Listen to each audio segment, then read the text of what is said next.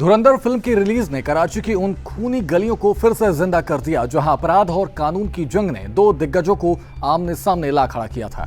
इस फिल्म में संजय दत्त जहां निडर पुलिस अधिकारी चौधरी असलम तो वहीं अक्षय खन्ना कुख्यात गैंगस्टर रहमान डकैत का किरदार निभाते हुए दिखे। ये कहानी सिर्फ सिनेमा नहीं बल्कि लियारी की असली गैंगवार से जन्मी वे हकीकत है जिसमें खून बदला और सत्ता की लड़ाई ने कराची को वर्षों तक जलाए रखा। तो चलिए आपको विस्तार से बताते हैं चौधरी असलम से लेकर रहमान डकैत की पूरी कहानी।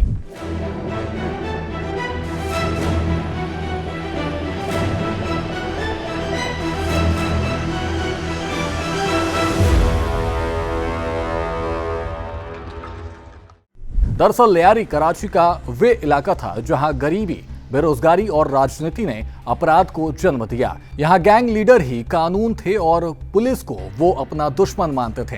लेकिन पाकिस्तान की इसी जमीन से निकलने दो नाम, जहाँ एक अपराध का चेहरा बना तो दूसरा उसे कुचलने का हथियार। लियारी का खौफनाक राजा रहमान डकैत। रहमान डकैत का असली नाम सरदार अब्दुल रहमान बलोच था।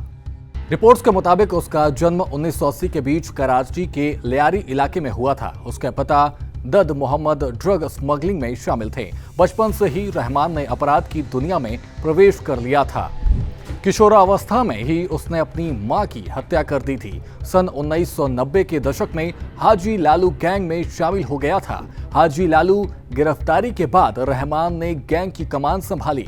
उसने ड्रग की तस्करी, अवैध हथियारों की सप्लाई, अपहरण जरिए फिरौती वसूली और कॉन्ट्रैक्ट किलिंग का एक संगठित और खूनी नेटवर्क खड़ा कर दिया था। इस दौरान राजनीतिक संरक्षण ने उसकी ताकत बढ़ाई। रिपोर्ट्स के मुताबिक एक बार उसने बेनजीर भुट्टो की जान भी बचाई। उसने लियारी में अपनी एक समानांतर सरकार चला रखी थी जहां वो गरीबों की मदद भी करता था और उसके समर्थक उसको लियारी का रॉबिन हुड मानते थे। 2006 में बलूचिस्तान से उसकी गिरफ्तारी हुई, लेकिन भारी रिश्वत देकर वे जेल से फरार हो गया और 2000 के पूरे दशक तक लियारी पर उसका खौफनाक और बेखौफ राज बना रहा।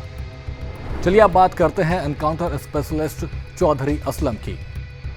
मोहम्मद असलम खान का जन्म 1963 में खैबर पुख्तनख्वा के जिले मनसेहरा में हुआ था और उन्होंने अपने करियर की शुरुआत 1984 में सिंध पुलिस में एएसआई के रूप में की। 1990 के दशक में वे कराची में तेजी से उभरे और जल्द ही विवादास्पद लेकिन बेहद असरदार एनकाउंटर स्पेशलिस्ट के रूप में पहचाने जाने लगे।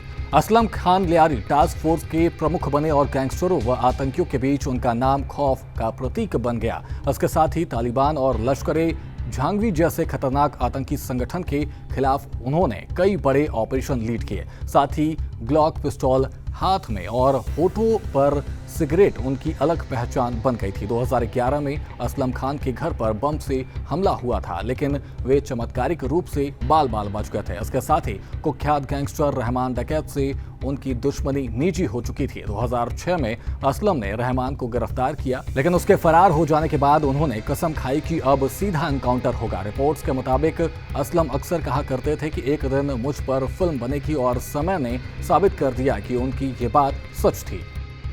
आखिरी टक्कर और खून से लिखा अंत। 9 अगस्त 2009 को पक्की खबर के आधार पर रहमान डकैत और उसके 3 साथियों को कराची के पास एसएसपी चौधरी असलम की टीम ने एनकाउंटर किया और लंबी चेज के बाद रहमान घायल हो गया और अस्पताल ले जाते समय उसकी मौत हो गई। हालांकि रहमान की पत्नी ने इसे फेक एनकाउंटर बताया, लेकिन फिर 5 साल बाद 9 जनवरी 2014 को बदले की आग असलम तक पहुंची। लियारी एक्सप्रेसवे पर उनके काफिले पर सुसाइड बॉम्ब अटैक हुआ और टीटीपी ने इसकी जिम्मेदारी ली। साथ ही इस हमले में असलम, उनके 2 साथी और ड्राइवर मारे गए। बहरहाल धुरंधर ने इस जंग को फिर से ताज़ा कर दिया है और इस वीडियो में अभी के लिए इतना ही। ऐसी ही तमाम भरी जानकारी के लिए देखते रहिए सूर्या समाचार।